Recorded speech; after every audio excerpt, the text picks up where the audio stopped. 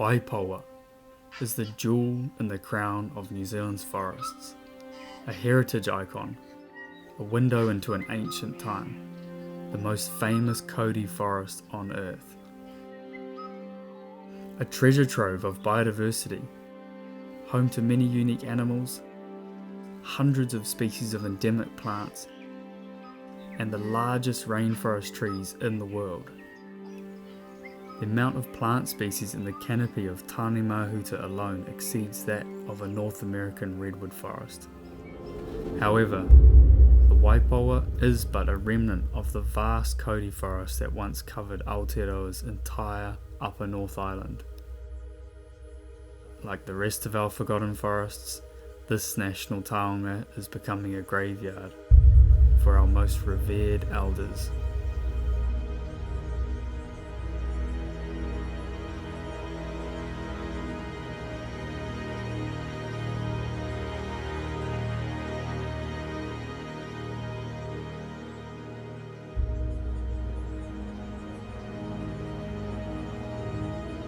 The next generation is also suffering, unable to breed and face a similar fate. Each year, bird life dwindles. The forest has become ever more silent. What future? What hope does it have?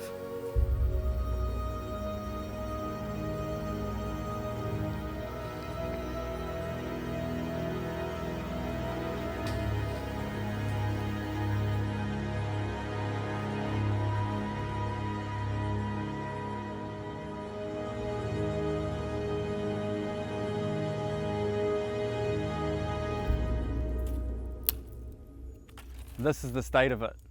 Skeletal trees everywhere you look in the forest. I'm in the bones of a old growth tuakana tōtara. These old growth trees are nationally rare and they're very uncommon in the forest.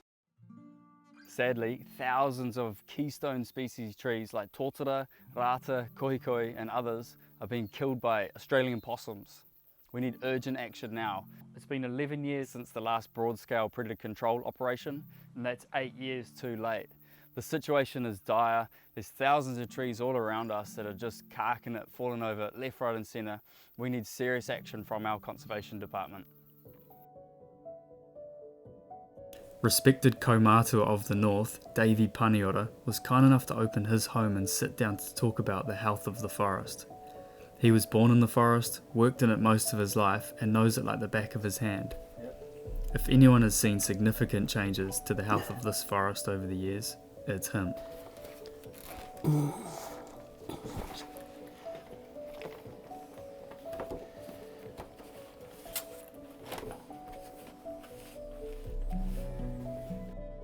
This is the state of these trees. They're just not coming back, you know. Yeah, where was that? This is in Waipoua. That's what you can't see from the road. Yeah, yeah. See a little rata holding on, but Just, where are they going to live when that Yeah. tree comes down? yeah. Same Waipoua. She's in a bad state, all right. Do that.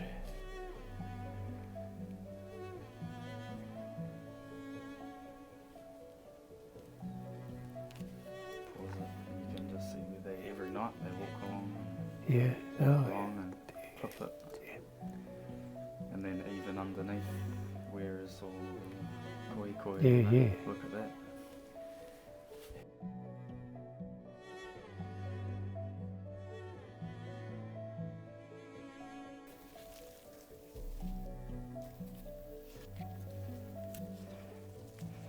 Wow, so I'm in the canopy of a young kohikoi tree.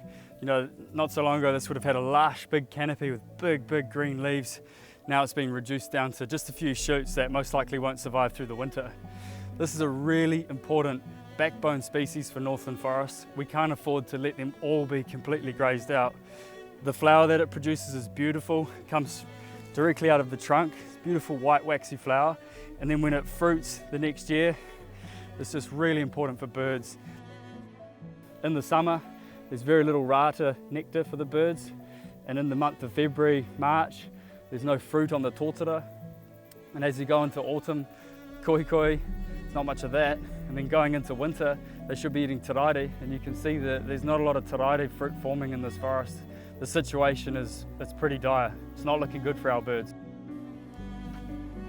Yeah, if those are sort of things, like I say, if it could be put out where people can see it, you know, they might think, oh yeah, we should be doing something about it. Yeah, that's the plan. Yeah. Yeah, if they don't do anything about it, they'll be all looking like that. Yep. Pretty sad, eh? Bad news. Did you think it was that bad, or? That's bad, man, that's bad.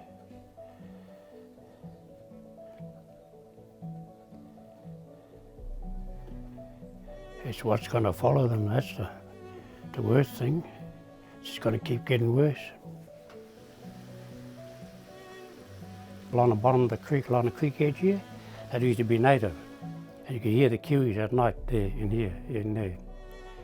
And you know, you travel, which is rare, but you travel around on roads, you'll see them quite regular, kiwis running across the road.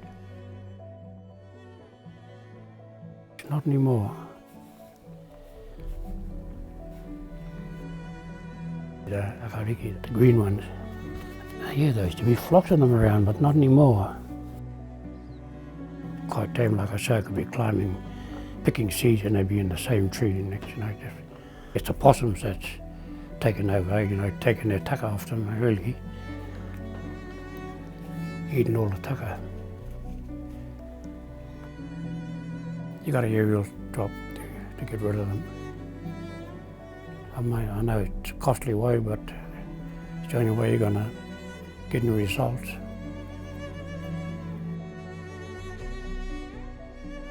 It's been done a couple of times before, and that's a fair while ago now, so it's overdue to be done again, otherwise we're back to square one, you know.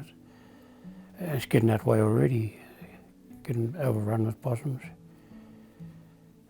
And you're never going to do it by doing it on foot. The best tool that we have for restoring these forests and halting their decline is 1080. Yes, there's a lot of controversy and misinformation around this topic, but much of that is due to the hunting lobby. 1080 is actually a biodegradable substance found naturally in plants in Australia to protect them from browsing mammals.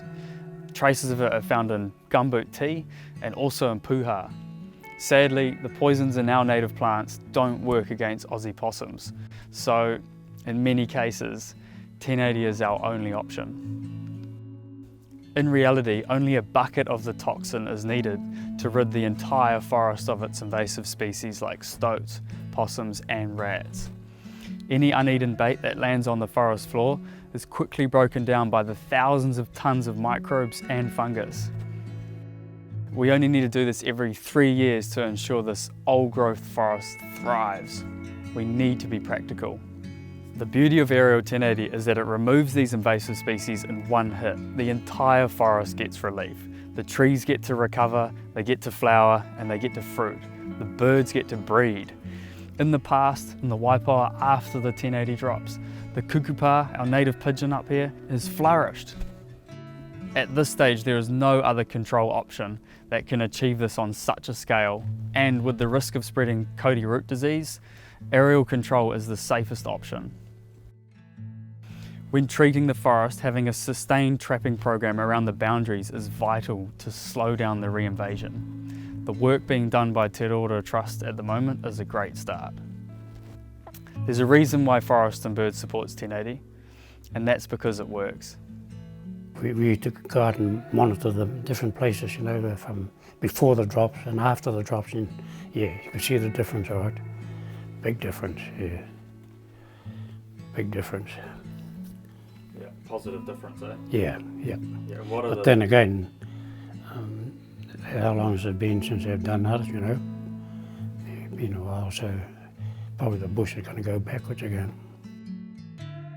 Without proper forest management, more of these ancient rata will die. This one here passed away after the first 1080 drop in the Waipoua because it was done too late. These rata are so important for our birds, insects, they pump nectar out into the forest. We can't afford to lose any more. Predator control needs to be done at a standard which not only allows the trees of the forest to continue living, but allows their seedlings to regenerate. That means we need 1080 done every 3 years. We need strong trapping around the fringes. We need to lift our game, Aotearoa. We need to make sure these forests survive. If they don't do anything about it, the whole forest is going to look like that. I mean, not just a few trees scattered here and there. The whole forest is going to go that way. And if that does happen, then it's never going to be the same. No, it's got to do something as soon as possible.